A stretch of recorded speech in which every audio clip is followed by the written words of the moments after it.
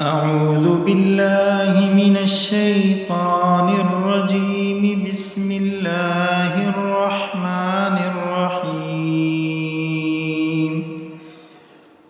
الحمد لله الذي أنزل على عبده الكتاب ولم يجعل له عوجا قيما لينذر بأسا شديدا من لدنه ويبشر المؤمنين الذين يعملون الصالحات أن لهم أجرا حسنا ماكثين فيه أبدا وينذر الذين قالوا اتخذ الله ولدا ما لهم به من علم ولا لآبائهم كبرت كلمة تخرج من أفواههم إن يقولون إلا كذبا فلعلك باقع نفسك على آثارهم إن لم يؤمنوا بهذا الحديث أسفا إنا جعلنا ما على الأرض زينة لها لنبلوهم أيهم أحسن عملا وإنا لجاعلون ما عليها صعيدا جرزا أم حسبت أن أصحاب الكهف والرقيم كانوا من آياتنا عجبا إذ أوى الفتية إلى الكهف فقالوا ربنا آتنا من لدنك رحمة وهيئ لنا من أمرنا رشدا فضربنا على آذانهم في الكهف سنين عددا ثم بعثناهم لنعلم أي الحزبين أحصى لما لبثوا أمدا نحن نقص عليك نبأهم بالحق إنهم فتية آمنوا بربهم وزدناهم هدى وربطنا على قلوبهم إذ قاموا فقالوا ربنا رب السماوات والأرض لن ندعو من دونه إلها لقد قلنا إذا شططا هؤلاء قوم اتخذوا من دونه آلهة لولا يأتون عليهم بسلطان بين فمن أظلم ممن افترى على الله كذبا وإذ اعتزلتموهم وما يعبدون إلا الله فأووا إلى الكهف ينشر لكم ربكم من رحمته ويهيئ لكم من أمركم مرفقا وترى الشمس إذا طلعت تزاور عن كهفهم ذات اليمين وإذا غربت تقرضهم ذات الشمال وهم في فجوة منه ذلك من آيات الله من يهد الله فهو المهتد ومن يضلل فلن تجد له وليا مرشدا وتحسبهم أيقاظا وهم رقود ونقلبهم ذات اليمين وذات الشمال وكلبهم باسط ذراعيه بالوصيد لو اطلعت عليهم لوليت منهم فرارا ولملئت منهم رعبا وكذلك بعثناهم ليتساءلوا بينهم قال قائل منهم كم لبثتم قالوا لبثنا يوما أو بعض يوم قالوا ربكم أعلم بما لبثتم فابعثوا أحدكم بورقكم هذه إلى المدينة فلينظر أيها أزكى طعاما فليأتكم برزق منه وليتلطف ولا يشعرن بكم أحدا إنهم إن يظهروا عليكم يرجموكم أو يعيدوكم في ملتهم ولا تفلحوا إذا أبدا وكذلك أعثرنا عليهم ليعلموا أن وعد الله حق وأن الساعة لا ريب فيها إذ يتنازعون بينهم أمرهم فقالوا ابنوا عليهم بنيانا ربهم أعلم بهم قال الذين غلبوا على أمرهم لنتخذن عليهم مسجدا سيقولون ثلاثة رابعهم كلبهم ويقولون خمسة سادسهم كلبهم رجما بالغيب ويقولون سبعة وثامنهم كلبهم قل ربي أعلم بعدتهم ما يعلمهم إلا قليل فلا تمار فيهم إلا مراء ظاهرا ولا تستفت فيهم منهم أحدا ولا تقولن لشيء إني فاعل ذلك غدا إلا أن يشاء الله واذكر ربك إذا نسيت وقل عسى أن يهديني ربي لأقرب من هذا رشدا ولبثوا في كهفهم 300 سنين وازدادوا 9 قل الله أعلم بما لبثوا له غيب السماوات والأرض أبصر به وأسمع ما لهم من دونه من ولي ولا يشرك في حكمه أحدا واتل ما أوحي إليك من كتاب ربك لا مبدل لكلماته ولا تجد من دونه ملتحدا واصبر نفسك مع الذين يدعون ربهم بالغداة والعشي يريدون وجهه ولا تعد عيناك عنهم تريد زينة الحياة الدنيا ولا تطع من أغفلنا قلبه عن ذكرنا واتبع هواه وكان أمره فرطا وقل الحق من ربكم فمن شاء فليؤمن ومن شاء فليكفر إنا أعتدنا للظالمين نارا أحاط بهم سرادقها وإن يستغيثوا يغاثوا بماء كالمهل يشفي الوجوه بئس الشراب وساءت مرتفقا إن الذين آمنوا وعملوا الصالحات إنا لا نضيع أجر من أحسن عملا أولئك لهم جنات عدن تجري من تحتهم الأنهار يحلون فيها من أساور من ذهب ويلبسون ثيابا خضرا من سندس واستبرق متكئين فيها على الأرائك نعم الثواب وحسنت مرتفقا واضرب لهم مثل الرجلين جعلنا لأحدهما جنتين من أعناب وحففناهما بنخل وجعلنا بينهما زرعا كلتا الجنتين آتت أكلها ولم تظلم منه شيئا وفجرنا خلالهما نهرا وكان له ثمر فقال لصاحبه وهو يحاوره وأنا أكثر منك مالا وأعز نفرا ودخل جنته وهو ظالم لنفسه قال ما أظن أن تبيد هذه أبدا وما أظن الساعة قائمة ولئن رددت إلى ربي لأجدن خيرا منها منقلبا قال له صاحبه وهو يحاوره وكفرت بالذي خلقك من تراب ثم من نطفة ثم سواك رجلا لكن هو الله ربي ولا أشرك بربي أحدا ولولا إذ دخلت جنتك قلت ما شاء الله لا قوة إلا بالله إن ترني أنا أقل منك مالا وولدا فعسى ربي أن يؤتيني خيرا من جنتك ويرسل عليها حسبانا من السماء فتصبح صعيدا زلقا أو يصبح ماؤها غورا فلا تستطيع له طلبا وأحيط بثمره فأصبح يقلب كفيه على ما أنفق فيها وهي خاوية على عروشها ويقول يا ليتني لم أشرك بربي أحدا ولم تكن له فئة ينصرونه من دون الله وما كان منتصرا هنالك الولاية لله الحق هو خير ثوابا وخير عقبا واضرب لهم مثل الحياة الدنيا كماء إن أنزلناه من السماء فاختلط به نبات الأرض فأصبح هشيما تذروه الرياح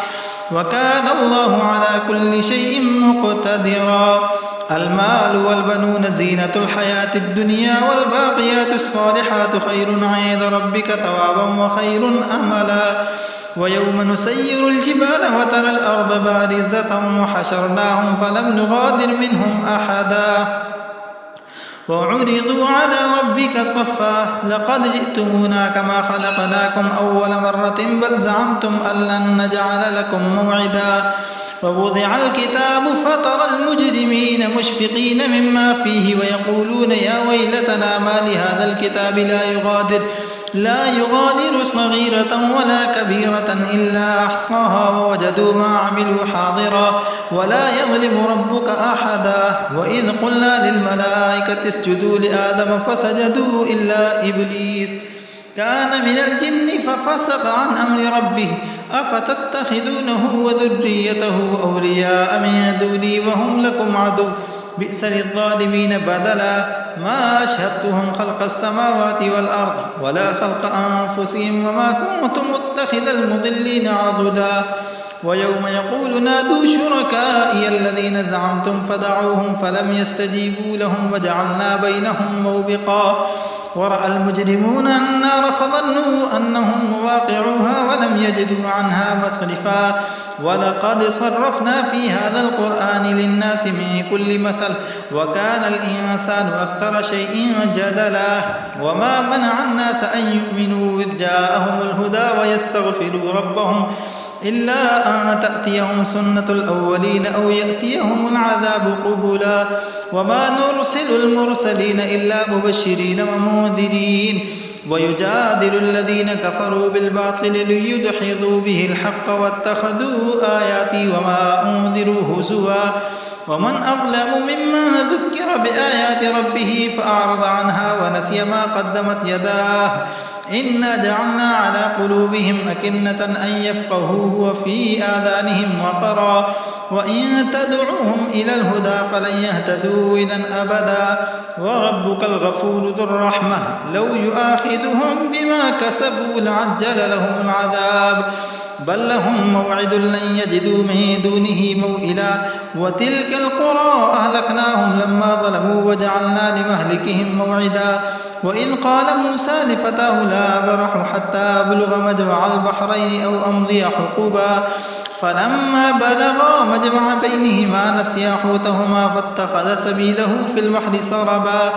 فلما جاوزا قال لفتاه آتنا غداءنا لقد لقينا من سفرنا هذا نصبا قال أرأيت إذ أوينا إلى الصخرة فإني نسيت الحوت وما أنسانيه إلا الشيطان أن أذكره واتخذ سبيله في البحر عجبا قال ذلك ما كنا نبغي فارتدا على آثارهما قصصا فوجدا عبدا من عبادنا آتيناه رحمة من عندنا وعلمناه من لدنا علما قال له موسى هل أتبعك على أن تعلمني مما علمت رشدا قال إنك لن تستطيع معي صبرا وكيف تصبر على ما لم تحيط به خبرا قال ستجدني إن شاء الله صابرا ولا أعصي لك أمرا قال فإن اتبعتني فلا تسألني عن شيء حتى أحدث لك منه ذكرا فانطلقا حتى إذا ركبا في السفينة خلقها قال أخرقتها لتغرق أهلها لقد جئت شيئا إمرا قال ألم أقل إنك لن تستطيع معي صبرا قال لا تؤاخذني بما نسيت ولا ترهقني من أمري عسرا فانطلقا حتى إذا لقيا غلاما فقتله قال أقتلت نفسا زكية بغير نفس لقد جئت شيئا نكرا قال ألم أقل لك إنك لن تستطيع معي صبرا قال إن سألتك عن شيء بعدها فلا تصاحبني قد بلغت من لدني عذرا فانطلقا حتى إذا أتيا أهل قرية استطعما أهلها فأبوا أن يضيفوهما فوجدا فيها جدارا يريد أن ينقض فأقامه قال لو شئت لاتخذت عليه أجرا قال هذا فراق بيني وبينك سأنبئك بتأويل ما لم تستطع عليه صبرا أما السفينة فكانت لمساكين يعملون في البحر فأردت أن أعيبها وكان وراءهم ملك يأخذ كل سفينة غصبا وأما الغلام فكان أبواه مؤمنين فخشينا أن يرهقهما طغيانا وكفرا فأردنا أن يبدلهما ربهما خيرا منه زكاة وأقرب رحما وأما الجدار فكان لغلامين يتيمين في المدينة وكان تحته كنز لهما وكان أبوهما صالحا فأراد ربك أن يبلغا أشدهما ويستخرجا كنزهما رحمة من ربك وما فعلته عن أمري ذلك تأويل ما لم تستطع عليه صبرا ويسألونك عن ذي القرنين قل سأتلو عليكم منه ذكرا إنا مكنا له في الأرض وآتيناه من كل شيء سببا فأتبع سببا حتى إذا بلغ مغرب الشمس وجدها تغرب في عين حمئة ووجد يوجد عندها قوما. قلنا يا ذا القرنين إما أن تعذب وإما أن تتخذ فيهم حسنا. قال أما من ظلم فسوف نعذبه ثم يرد إلى ربه فيعذبه عذابا نكرا، وأما من آمن وعمل صالحا فله جزاء الحسنى وسنقول له من أمرنا يسرا. ثم أتبع سببا حتى إذا بلغ بين السدين وجد من دونهما قوما لا يكادون يفقهون قولا، حتى إذا بلغ مطلع الشمس وجدها تطلع على قوم لم نجعل لهم من دونها سترا، كذلك وقد أحطنا بما لديه خبرا. ثم أتبع سببا حتى إذا بلغ بين السدين وجد من دونهما قوما لا يكادون يفقهون قولا. قالوا يا ذا القرنين إن يأجوج ومأجوج مفسدون في الأرض فهل نجعل لك خرجا على أن تجعل بيننا وبينهم سدا. قال ما مكني فيه ربي خير فأعينوني بقوة أجعل بينكم وبينهم ردما. آتوني زبر الحديد حتى إذا ساوى بين الصدفين قال انفخوا، حتى إذا جعله نارا قال آتوني يفرغ عليه قطرا، فما استطاعوا أن يظهروه وما استطاعوا له نقبا. قال هذا رحمة من ربي فإذا جاء وعد ربي جعله دكا وكان وعد ربي حقا. وتركنا بعضهم يومئذ يموج في بعض ونفخ في الصور فجمعناهم جمعا وعرضنا جهنم يومئذ للكافرين عرضا. الذين كانت أعينهم في غطاء عن ذكري وكانوا لا يستطيعون سمعا. أفحسب الذين كفروا أن يتخذوا عبادي من دوني أولياء إنا أعتدنا جهنم للكافرين نزلا. قل هل ننبئكم بالأخسرين أعمالا الذين ضل سعيهم في الحياة الدنيا وهم يحسبون أنهم يحسنون صنعا أولئك الذين كفروا بآيات ربهم ولقائه فحبطت أعمالهم فلا نقيم لهم يوم القيامة وزنا ذلك جزاؤهم جهنم بما كفروا واتخذوا آياتي ورسلي هزوا